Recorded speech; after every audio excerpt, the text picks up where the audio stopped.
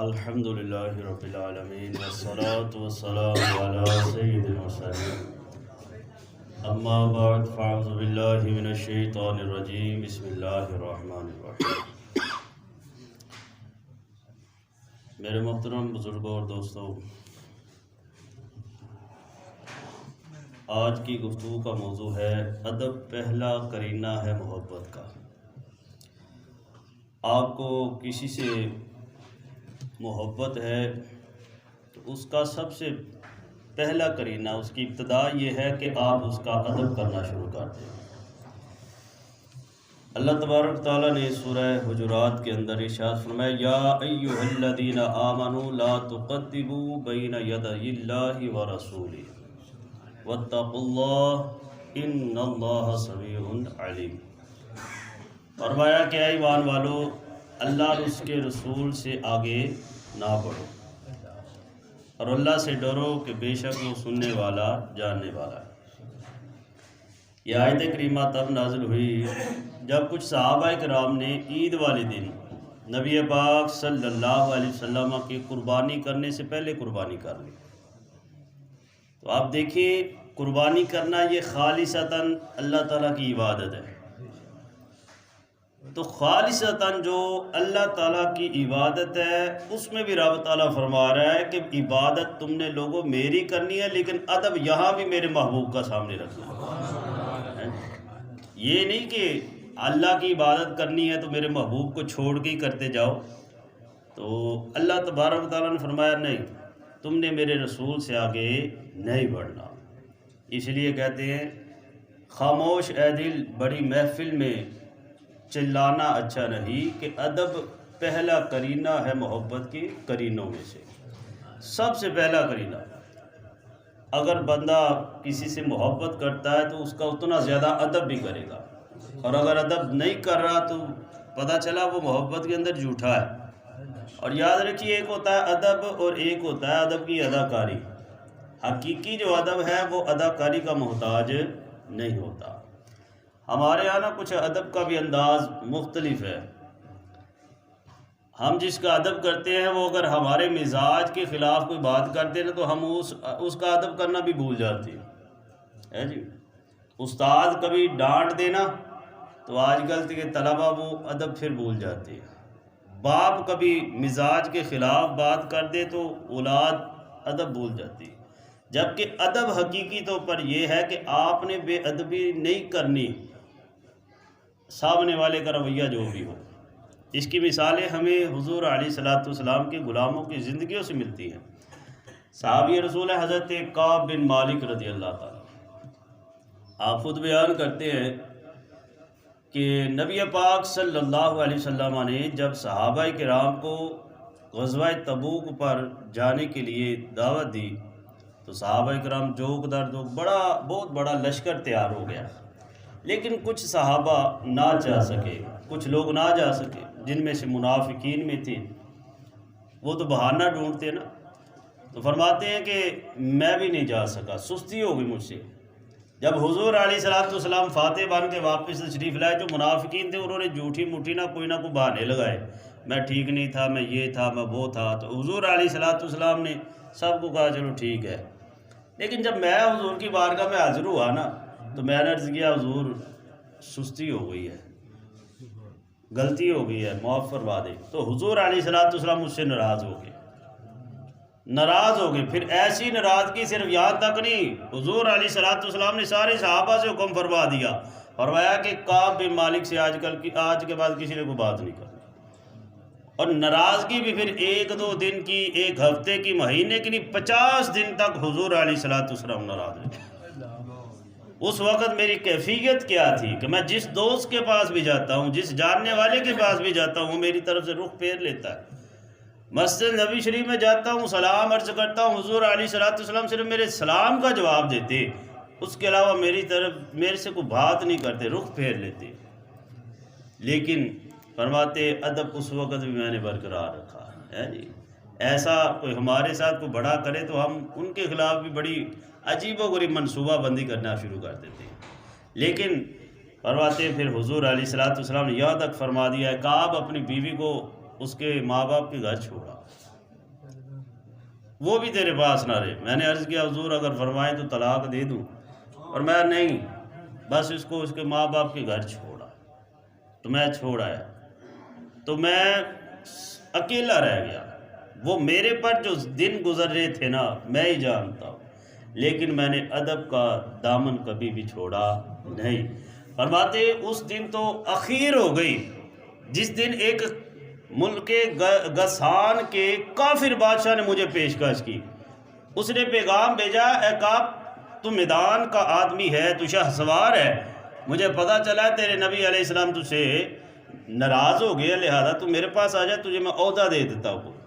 فرماتے اس دن میں پھوٹ پھوٹ کے رویا کہ یا اللہ ٹھیک ہے مجھ سے غلطی ہو گئی، میں اتنا بے ادب تو نہیں کہ حضور کو ہی چھوڑ جاؤں۔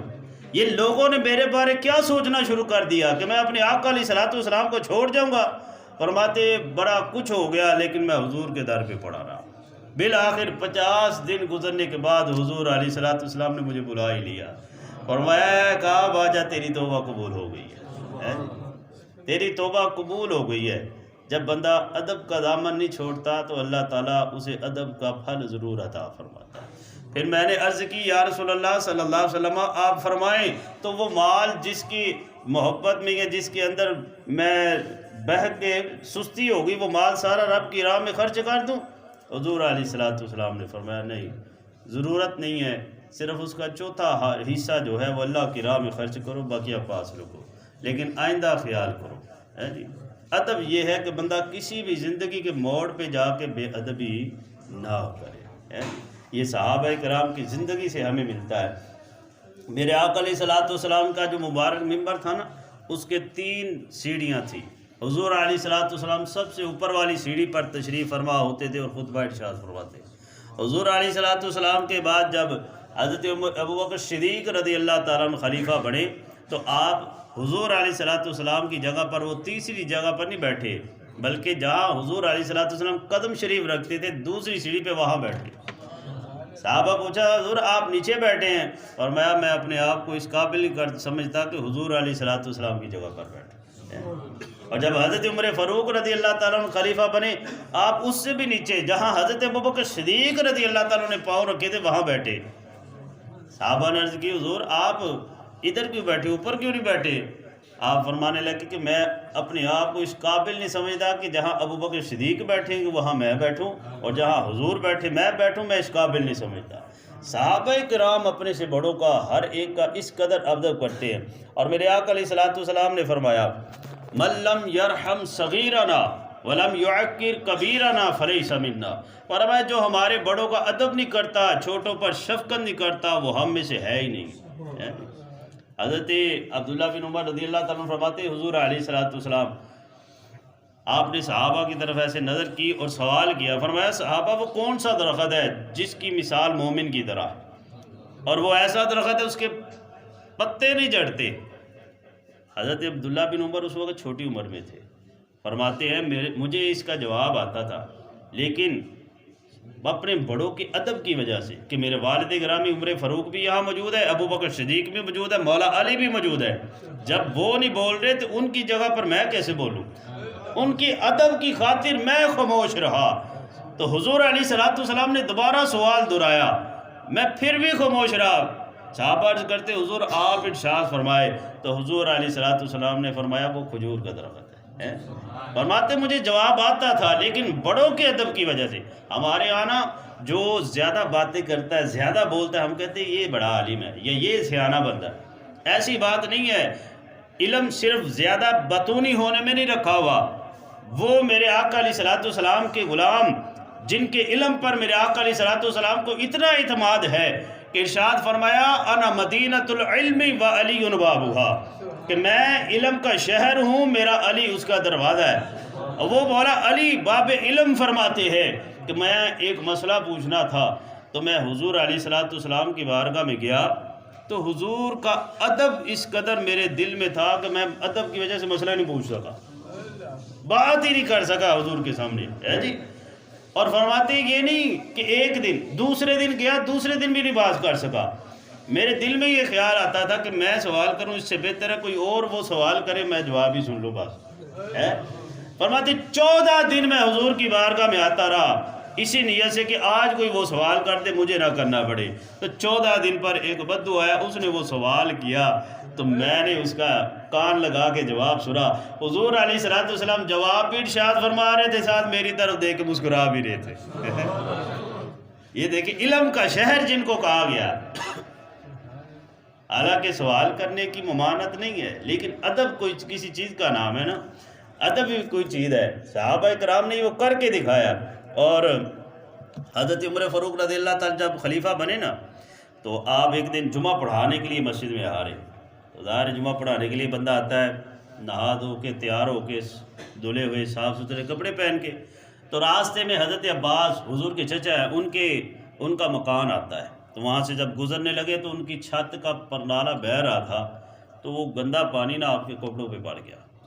حضرت عمر رضی اللہ تعالیٰ عنہ آپ نے سنا ہے کہ ذرا جلالی طبیعت کے تھے، آپ نے جب دیکھا کہ یہ کیا مسجد کے راستے میں برنالہ ہے، اس سے کئی لوگوں کے کپڑے گندے ہوتے ہوں گے، اور چاند ایک نمازیوں نے کہا بھی حضور یہاں ہمارے بھی کپڑے گندے ہوتے ہیں۔ حضرت عمر فاروق رضی اللہ تعالیٰ نے ایسے بڑھ کر نا وہ پرنالہ کھیڑ کے نیچے رکھ دیا اور گھر گئے، دوبارہ کپڑے تبدیل کر کے واپس آ کے نماز جمعہ پڑھائی، خطبہ ارشاد فرمایا۔ تو حضرت عباس رضی اللہ تعالیٰ کی مسجد میں ملاقات ہوئی، آپ نے ان سے فرمایا کہ اے عباس، آپ کے گھر چھت کا جو پرنالہ تھا نا وہ آتے جاتے نمازیوں کے کپڑے خراب کرتا تھا، اس لیے میں نے نا اس کو اکھیڑ دیا ہے۔ حضرت عباس رضی اللہ تعالیٰ نے بڑے آرام سے ساری بات سنی اور بات سن کے عرض کرتے ہیں اے امیر المؤمنین، آپ نے پرنالہ اکھیڑ دیا ٹھیک ہے، ضرورت ہے، نمازیوں کے کپڑے بھی گندے ہوتے ہوں گے، ایسے ہی ہے، لیکن میری ایک بات سنیے گا، پھر جو فیصلہ آپ کا۔ حضرت عمر فاروق فرمانے لگے جی بیان کیجئے۔ آپ نے فرمایا، عرض کی کہ جو پرنالہ آپ نے اکھیڑا ہے نا، وہ پرنالہ نبی پاک صلی اللہ علیہ وسلم نے اپنے ہاتھوں سے لگایا تھا۔ جب اتنا کہا تو حضرت عمر فاروق رضی اللہ تعالیٰ وہ سارا جلال ختم ہو گیا، سارا جلال ختم، وہ طبیعت میں اتنی عربی، اور ارشاد فرماتے ہیں اے عباس، وہ جب پرنالہ میں نے کھیڑا تھا اس وقت میں اکیلا تھا، لیکن آج سارے نمازی دیکھیں گے کہ آپ وہاں چلتے ہیں اور جا کے میں نیچے بیٹھوں گا، آپ میری کمر پر چڑھ کے وہ پرنالہ وہی لگائیں گے۔ جب حضور علیہ الصلوۃ والسلام کا نام آ گیا، اب اقتدار نہیں دیکھنا، اب حکومت نہیں دیکھنی، اب سارا کچھ سائڈ پہ، حضور کا ادب سب سے بڑھ کر ہے۔ یہ صحابہ نے ہمیں کر کے دکھایا، اور ہمیں ہر موڑ پہ چاہیے، ہر موڑ پر اپنے بڑوں کا ادب کرتے رہے، اپنے مذہبی پیشواؤں کا ادب کرتے رہے۔ حضرت امام احمد بن حنبل رضی اللہ تعالیٰ آپ کے بارے میں آتا ہے، آپ کسی جگہ نا وضو کر رہے تھے، پرانے وقت وہ ایسے آبشارے ہوتی یا چشمے ہوتے، وہاں وضو کیے جاتے تھے، تو آپ ویسے پہاڑی کی طرف سے چشمہ آ رہا تھا، اس کے اوپر چڑھنے لگے تو سوچا چلو بوڑھا آدمی ادھر ہی بیٹھ جاتا ہو، تو وضو کرنا شروع کر دیا، وہ پانی بہتا ہوا پانی کے اندر وضو کر رہے۔ ایک اس وقت بغداد کا ڈاکو تھا، وہ آپ سے اونچی والی جگہ پر بیٹھ کے نا وضو کر رہا تھا، جب اس کی نظر پڑی نا تو نیچے امام صاحب بیٹھے ہوئے ہیں، اتنے بڑے حدیث کے خادم ہیں، محدث ہیں، اور میرے ہاتھوں سے پانی لگنے والا نیچے جا رہا، اس سے یہ وضو کر رہے۔ تو اس نے یہ نہیں کہا کہ امام صاحب آپ اوپر آ جائیں، بلکہ ادب کی نیت سے، ہے ڈاکو تھا، بڑا مشہور تھے، ادب کی نیت سے اٹھا اور امام صاحب سے بھی آگے نیچے بیٹھ کے وضو کرنا شروع کر دیا کہ ان کا ہاتھوں کا لگا ہوا پانی، استعمال شدہ پانی مجھے ملے، نہ کہ میرے گندے ہاتھوں کا ان کو ملے، ہے جی۔ یہ ادب کی نیت سے نیچے بیٹھا امام صاحب نے دیکھا اور اس نے میرا ادب کیا ہے۔